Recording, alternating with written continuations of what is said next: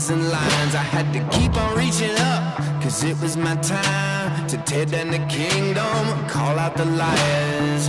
Got a jail on my heart from the pessimist. Got those nails in my mouth for impressionists. Spent too much money on a therapist.